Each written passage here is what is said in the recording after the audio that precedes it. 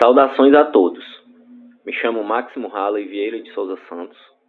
Sou mestrando da segunda turma do mestrado profissional em Educação Física em Rede Nacional PROEF, no polo da UESP, Universidade Estadual do Piauí, em Teresina. Estou aqui hoje para falar sobre o mapa conceitual referente à avaliação nacional do PROEF na disciplina D01, Problemáticas da Educação Física. Nesta disciplina, nós podemos estudar várias problemáticas que afligem atualmente o professor em sala de aula. Vou dar início à primeira problemática, que é atuações docentes. Nessa problemática, nós temos as práticas tradicionais, a perspectiva esportivizada ou esportivista, também denominada de tradicional. Ela se constituiu em uma visão predominante da educação física, especialmente nas décadas de 70, 80 e parte da década de 90. E na atualidade continua orientando a atuação de muitos professores nas escolas. Já sobre o abandono do trabalho docente, ele se materializa geralmente na forma de uma aula denominada rola-bola. A principal característica desta forma de atuação é a falta de intervenção do professor durante a aula. Pode ser chamado também de desinvestimento pedagógico. Nessa aula, o professor ele se limita a levar o material e os alunos que decidem o que irão fazer durante a aula. Temos também práticas inovadoras.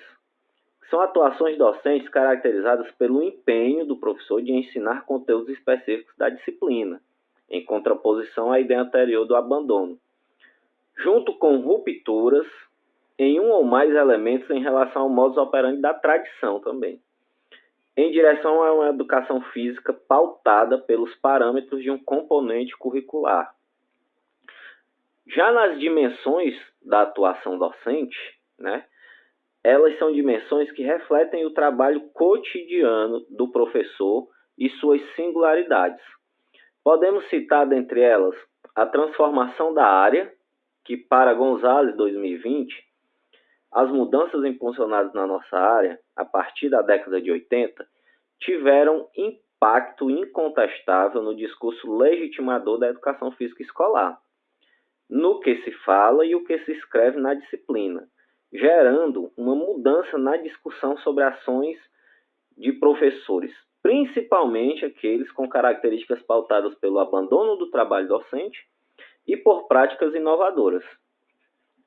Já nas condições de trabalho, podemos destacar, em linhas gerais, todos os recursos ofertados aos docentes para o desenvolvimento de suas aulas, onde percebemos influência marcante em sua atuação, afetando também profissionais de outras disciplinas. No entanto, pode-se destacar que a infraestrutura, quadras, poliesportivas, por exemplo, e o material didático, particularmente, tem influência maior. Falando sobre a cultura escolar e sua relação com a disciplina, apesar de ser uma dimensão tanto complexa, podemos perceber nela três subcategorias. A primeira, a invisibilidade do conhecimento disciplinar, ou seja, os agentes da comunidade escolar, de uma forma particular os gestores escolares, não têm elementos para reconhecer o que se ensina ou se deve ensinar nas aulas de educação física. Isso pode acabar até favorecendo aqueles professores com práticas de abandono do trabalho docente, ou rola-bola. A segunda é o caráter funcional do abandono do trabalho docente nas aulas de educação física. Percebe-se que ter um professor com disposição para ocupar seus alunos com práticas corporais, sem maiores pretensões de ensino, ajuda no funcionamento da escola, na medida em que esse espaço-tempo se converte numa espécie de coringa frente a imprevistos ou atividades atípicas à rotina escolar. Por exemplo, quando a escola está precisando aplicar uma avaliação, ela sempre vai utilizar a aula desse professor, que nunca vai se opor a isso. Temos também as hierarquias dos saberes escolares, que afirmam que o componente curricular ocupa posição inferiorizada frente às demais disciplinas da escola. Também podemos falar, em relação às dimensões da atuação docente, acerca da dimensão das disposições sociais do professor, né? Pode-se observar nessa dimensão que as experiências pessoais vividas por cada indivíduo estão diretamente ligadas à sua atuação docente. Por exemplo, quando o professor ele é um ex-atleta de uma determinada modalidade, a tendência é que nas suas aulas aquela modalidade acabe se sobressaindo. Se for um ex-jogador de futebol ou futsal, então as aulas terão maiores atividades voltadas a essa prática esportiva.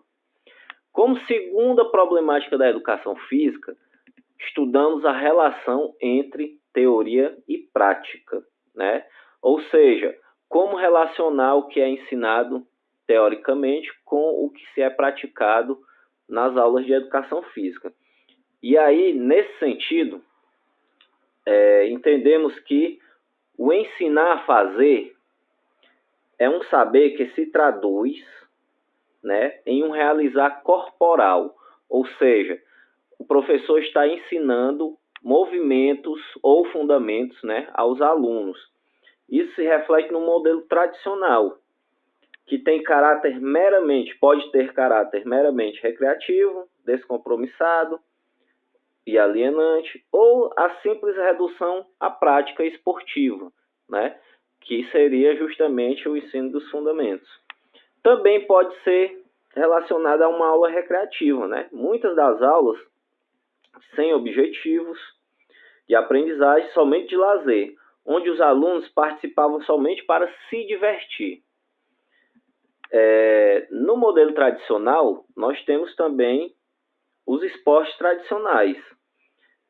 Nesse modelo, predomina aulas voltadas aos esportes mais praticados na sociedade em que aquela escola está inserida, né?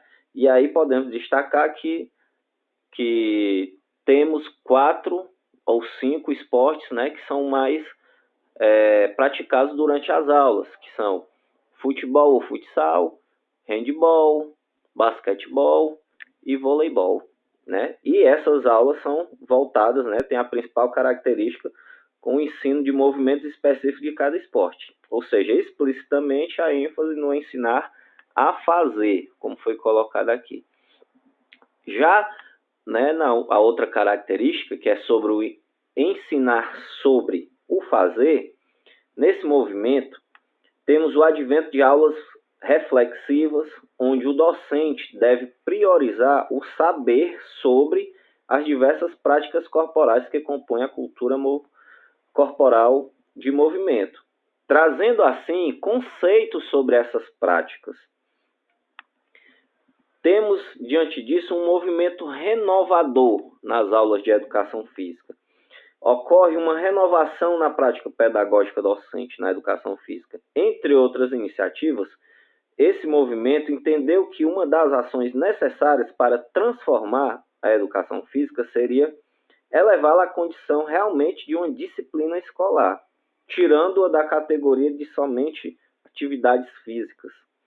Quer dizer, educação física na forma de um componente curricular responsável por um conhecimento específico, inclusive de forma conceitual, não somente procedimental, como falaremos agora das dimensões, né? Diante dessa renovação, o estudante passa a ser visto e trabalhado de forma integral na educação física, ou seja, por completo, abrangendo as 3 dimensões: conceitual, com a aquisição de saberes e conceitos sobre os conteúdos abordados; procedimental, através de experimentos práticos sobre o que estão aprendendo, ou seja, os movimentos eles não vão ser esquecidos, né? O ensinar a fazer não vai ser deixado de lado, porque ele vai continuar aqui na dimensão procedimental.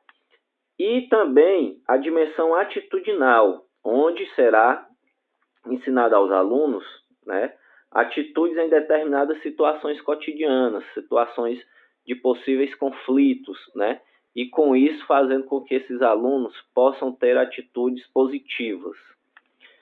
A próxima problemática da educação física estudada se refere aos aspectos legais da educação física escolar.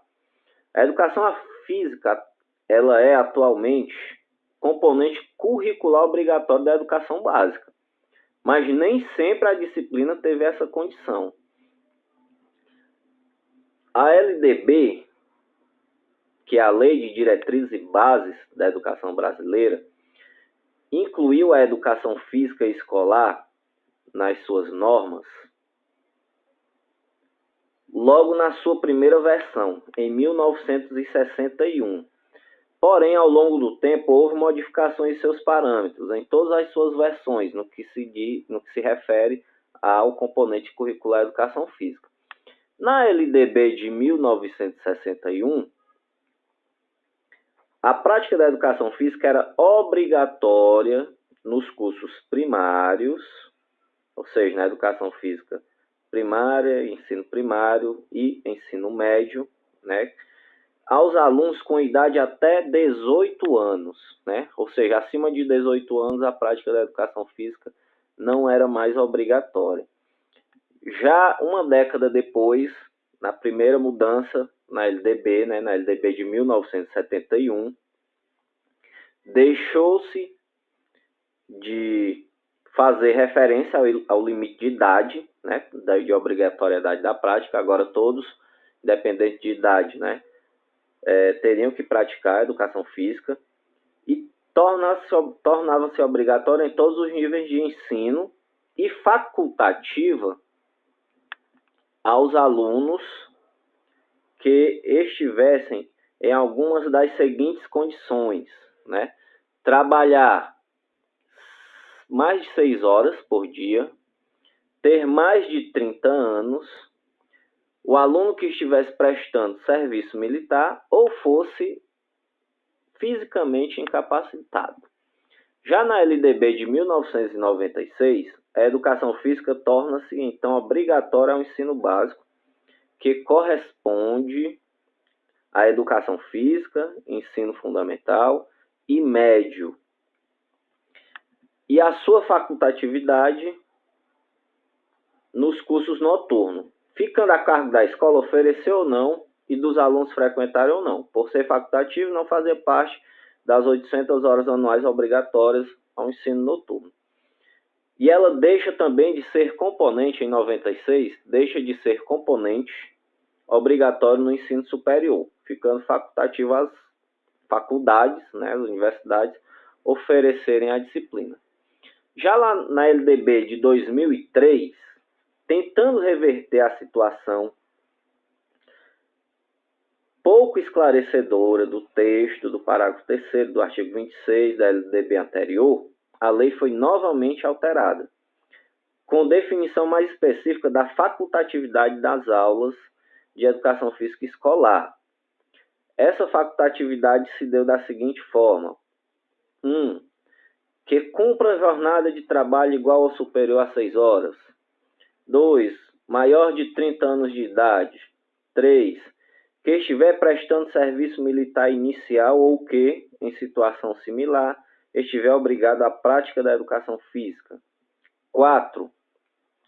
Amparado pelo Decreto-Lei número 1442, de 21 de outubro de 1969, que versa sobre pessoas com doenças congênitas que as impeçam de praticar algum tipo de atividade física. E também aqueles alunos que tenham prole, né? Nesse sentido, podemos verificar que as aulas práticas de educação física, elas têm facultatividade em alguns casos, porém, né, as aulas teóricas, assim como as outras disciplinas, elas são obrigatórias. Em muitos lugares, hoje, a educação física ela já se encontra com aulas práticas dentro do próprio turno escolar, ou seja, o aluno ele já está na escola, né, e pode participar das aulas de alguma forma, mesmo que seja observando. A próxima problemática da educação física fala sobre a indisciplina e afastamento dos estudantes nas aulas de educação física. Os professores, de modo geral, e em particular de educação física escolar, vêm enfrentando sistematicamente esses dois problemas. Sobre o afastamento, apesar dessa percepção, de ter uma percepção positiva dos alunos em relação às aulas de educação física, é notório que alguns acabam se afastando das aulas na escola e também das práticas corporais de uma forma geral. Ou seja, esse afastamento ele não traz prejuízo somente à disciplina, mas traz um prejuízo pessoal aos alunos, né? E também à sociedade de forma geral. Especialmente quando esses alunos avançam nos ciclos escolares. As razões desses afastamentos são múltiplas. Dentre outras, temos os aspectos legais, como citado no tema anterior, né? Os aspectos regulam a oferta do componente na escola e podem impor situações que levam o afastamento do aluno, né? Ou seja, ele legalmente pode se afastar em determinadas situações. Outro problema muito grave, digamos assim, são as aulas no contraturno escolar. Considerando a organização da escola, pode-se levantar o fato de que parte dessas aulas ainda impõe aulas de educação física em outro turno, ou seja, parte dessa organização, né, dessas escolas. Quando o aluno ele tem que ir em casa e depois retornar para ter a aula prática de educação física, ele acaba se afastando por diversos fatores, como por exemplo, temos alunos que para chegar até a escola dependem do transporte escolar. E esse transporte escolar ele passa na casa do aluno na hora da aula, no turno correto que ele tem com as outras disciplinas, todos os dias da semana, de segunda a sexta-feira. Porém, no contraturno, esse transporte não passa lá novamente, por questões logísticas. E o aluno, para ir para essa aula de educação física prática, ele tem que se deslocar por conta própria. Isso acaba atrapalhando e dificultando a ida desse aluno para as aulas, né? Temos também como aspecto que causa o afastamento dos alunos o próprio desenvolvimento das aulas. A forma como o componente é desenvolvido pelo professor, as mesmas práticas, né, ou atividades são repetidas em várias aulas, em vários níveis de ensino, ou seja, perdendo ao longo dos anos a atratividade para os alunos. O professor, principalmente aquele professor do abandono do trabalho docente, que rola a bola, ou o professor que pauta suas aulas em poucas atividades, não diversifica, faz com que o aluno perca o interesse por essas aulas e com isso se afaste das mesmas. E temos também o insucesso e a autoexclusão. É outro aspecto que pode contribuir para o gradativo afastamento dos alunos das aulas de educação física. O insucesso que muitos deles experimentam na disciplina no momento de realizar determinadas práticas, ou seja, por exemplo, o aluno ele é colocado para fazer determinado movimento ou fundamento de determinado esporte, como por exemplo o saque no voleibol. E esse aluno num primeiro momento não vai conseguir fazer esse movimento de forma correta, né? E aí ele pode, né, sofrer algum tipo de bullying, pode ficar com vergonha. Se o professor não intervir de forma reflexiva, esse aluno vai acabar se auto-excluindo, não vai mais querer participar das aulas e ao longo do tempo, né, ele vai abandonar as aulas de educação física e as práticas de atividades físicas como um todo, né? Falando sobre a indisciplina, que é outro problema que aflige os professores, com aulas recheadas de atos de desrespeito e até agressões, fica muito complicado de ensinar.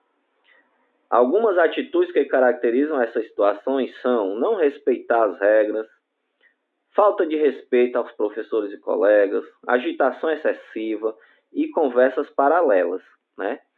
Em relação ao respeito às regras, a origem da disciplina pode ser produto da revolta contra estas normas ou desconhecimento delas, segundo Lataille, de 1996. No primeiro caso, a indisciplina é uma forma de desobediência ou insolência. No segundo caso, ocorre pela falta de conhecimento dos princípios que norteiam a vida em comum dentro de um espaço social definido, ou seja, eles não sabem por que aquelas regras foram criadas e quais são os objetivos dela, e com isso acabam as desrespeitando, né? As causas da indisciplina são várias, apontadas por professores, ou pelos próprios alunos e a família também. Podemos citar o contexto familiar que esse aluno está inserido,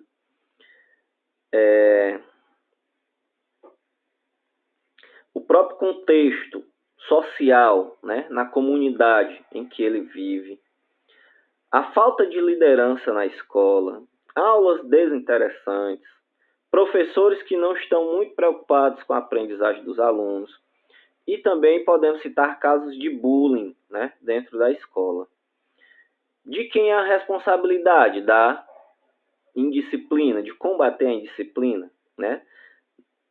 Nessa situação, a gente encontrou um consenso de que não se trata de empurrar a solução para A ou B, ou seja, colocar a responsabilidade somente na escola ou somente na família, e sim da necessidade de um esforço cooperativo e conjunto a partir de suas responsabilidades específicas. Para combater tanto o afastamento como a indisciplina escolar, podemos sugerir algumas propostas de intervenção. Ao discutir esses problemas, pelo menos 2 pontos parecem ser claros. Primeiro, a gente tem que enfrentá-los, é necessário enfrentá-los. E segundo, as soluções não são simples. Então, a gente pode citar a diversificação das aulas de educação física. É imprescindível que a diversificação das práticas corporais tematizadas na disciplina aconteça, ou seja, o conhecimento é para muitos alunos um elemento muito atrativo, desperta interesse, a novidade, e a tematização diversificada também amplia as possibilidades de identificação e sucesso entre os alunos, ou seja, pode ser que o aluno não se identifique com determinado tema, né, com determinado esporte, mas possa se identificar com outro que ele ainda não experimentou, né? Podemos citar também o Sport Education, que é uma metodologia que tem como prática onde os alunos vão participar de um campeonato. A turma é dividida em pelo menos 3 equipes que sejam equilibradas, das quais 2 participam no final da aula de uma rodada da competição, enquanto a terceira dá sustentação ao jogo, assumindo as responsabilidades pela arbitragem, organização, registro estatístico, entre outros. Ou seja, toda a turma ela está envolvida nas atividades do Sport Education, seja praticando o determinado esporte, né, com as 2 equipes, ou com a parte da organização do mesmo. Na aula seguinte, as equipes fazem um revezamento. Aquela equipe que estava na organização vai praticar e outra equipe assume o lugar dela. Temos também a aprendizagem cooperativa, que é um trabalho desenvolvido em pequenos grupos, geralmente heterogêneos, no qual estudantes são induzidos a unir forças e compartilhar os recursos que têm para melhorar suas aprendizagens, mais particularmente a de seus colegas, ou seja, em pequenos grupos, aqueles alunos que têm mais habilidades ou têm mais facilidade de compreensão de um determinado tema, eles irão auxiliar aqueles que têm menos habilidades, né? E com isso fazer com que todos possam participar e se ajudar. Também temos o Teaching Personal and Social Responsibility, ou modelo de responsabilidade pessoal e social. Trata-se de uma proposta de intervenção pedagógica por meio de práticas corporais com ênfase nos valores sociais, ou seja, a cada aula deve-se levar em consideração valores como respeito, ética, moral, cidadania, e com isso fazer com que os alunos possam compreender a importância desses valores. O próximo tema, né, a próxima problemática que estudamos foram as dificuldades relacionadas ao ensino do esporte nas aulas de educação física. Voltando aqui, né, não falei sobre futebol calerreiro, desculpa. A forma de jogar o futebol calerreiro é similar ao futebol convencional, mas é organizada em 3 tempos. No primeiro tempo, os jogadores combinam as regras e atitudes que orientaram o jogo. No segundo tempo, de 20 minutos, se desenvolve o jogo propriamente dito. E no terceiro tempo, eles discutem o desenrolar do jogo e se define de quanto foi a partida. Ou seja, os alunos definem as regras lá no início. Então, eles vão saber quais são as regras, eles vão ter uma corresponsabilidade em relação a isso, certo? E vão compreender por que elas foram criadas. Nesse sentido, na segunda parte, eles vão colocar em prática, né, o jogo propriamente dito. E lá no terceiro momento, né, eles vão refletir acerca do que aconteceu durante o jogo e, de acordo com as regras, né, definir a pontuação. Então, agora sim, falando sobre as dificuldades relacionadas ao ensino do esporte, né, a gente pode entender que o esporte se apresenta como um importante conteúdo da educação física escolar, se não o mais, sendo frequentemente abordado pelos professores da área. Entretanto, podemos afirmar que diversos equívocos e questionamentos ocorreram na forma de tratá-lo como conteúdo desse componente curricular. Nessa configuração, né, a gente tem o esporte na escola, onde o esporte utiliza a estrutura da escola, física e organizacional, para pôr em prática suas regras e objetivos, ou seja, sendo o esporte o fim e não uma ferramenta do processo de ensino e aprendizagem. Nesse sentido, temos a educação física desportiva generalizada.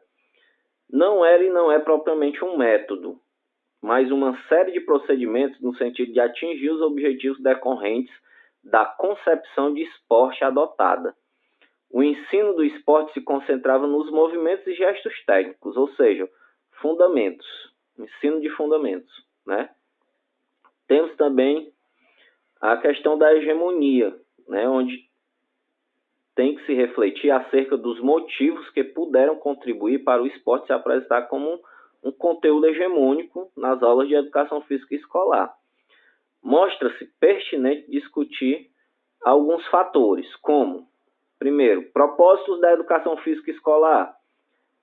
Cabe à educação física a tarefa de tratar das práticas corporais enquanto conteúdos escolares. E o esporte, como uma dessas práticas, né, mas não é o único, diga-se de passagem, ao longo da história foi priorizado, né, nas aulas de educação física escolar. Temos também as equipes escolares, né?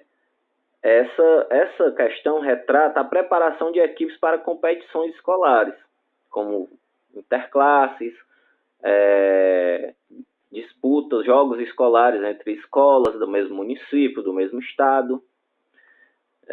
Entendemos que com essa roupagem o esporte é abordado com o objetivo voltado para detecção de talentos, privilegiando aqueles que apresentam maior facilidade na aprendizagem das modalidades, ou seja, valorizando uma pequena parcela dos alunos e deixando em segundo plano os que demonstram dificuldade na aprendizagem da prática dos esportes.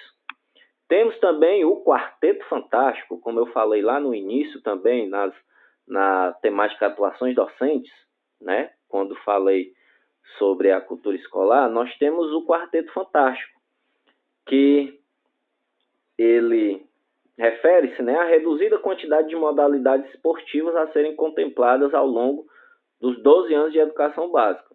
Frequentemente,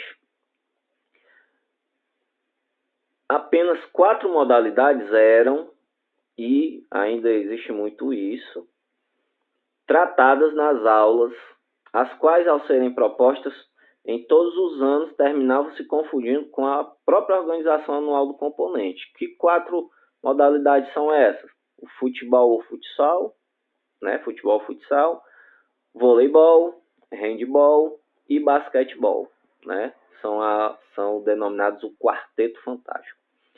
Em contrapartida ao esporte na escola, nós temos o esporte da escola.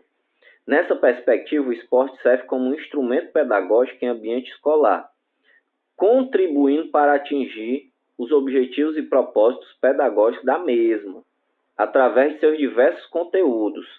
E aí nós temos uma abordagem renovadora nesse sentido, pois nesse momento procura-se soltar as amarras que colocavam a educação física dependente de aspectos meramente biológicos e que tinha, na maioria das práticas pedagógicas, o esporte como conteúdo exclusivo.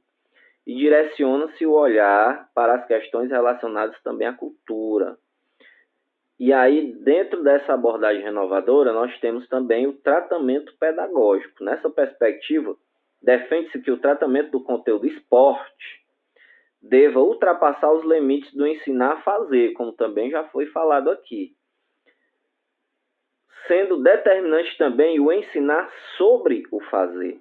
Da mesma forma, salienta-se a importância dos aspectos relacionados aos valores e às atitudes dos alunos perante o esporte e as demais práticas corporais, a partir da categorização das dimensões citadas também anteriormente, né, que é a dimensão conceitual, procedimental e atitudinal.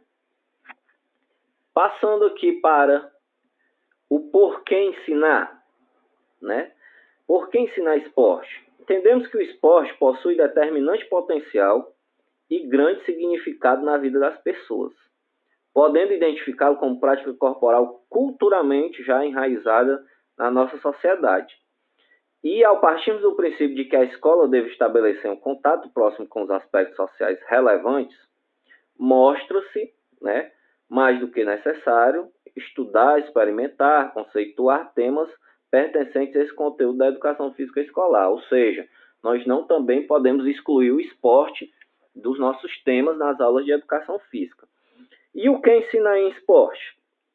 Os saberes corporais vão além do ensino da técnica, né? Ou seja, dos fundamentos, pois se mostra significativo possibilitar aos alunos outras aprendizagens durante o tratamento das modalidades esportivas, tais como tomadas de decisão nos momentos do jogo ou saber posicionar-se e saber o que fazer, de acordo com as situações táticas de defesa e de ataque durante a experimentação das atividades. Ao tomar como exemplo as modalidades esportivas, que apresentam interação entre adversários, nesse sentido, as aulas devem ser inclusivas, ou seja, todos os alunos terem a possibilidade e a oportunidade de participar, diversificada, né, ou seja, com o máximo possível de práticas corporais relacionadas ao esporte possíveis, e ter como princípio a equidade, né, ou seja, cada aluno tendo sua oportunidade de praticar determinada prática esportiva de acordo com a sua possibilidade, né? E passando aqui para a sexta temática das problemáticas da educação física, nós temos as questões de gênero na educação física escolar.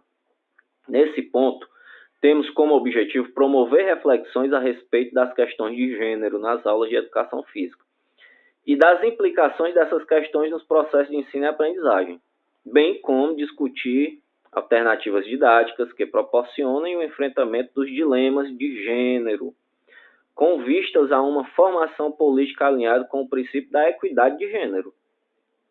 E para isso nós temos que falar, né, antes de entrarmos no campo da educação ou da educação física, né, mais especificamente, cabe um breve esclarecimento sobre os conceitos de gênero, sexo e orientação sexual. Nesse sentido, gênero entende-se a condição social através da qual nos identificamos como masculino e femininos, né? Ao passo que sexo é o termo utilizado para identificar as características anatômicas ou biológicas, né, que diferenciam homens e mulheres. E a orientação sexual contempla a diversidade de possibilidades de viver a sexualidade, né? Dentro dessas questões de gênero, na educação física escolar, temos as aulas mistas, né? Ou seja, aulas onde participam alunos e alunas.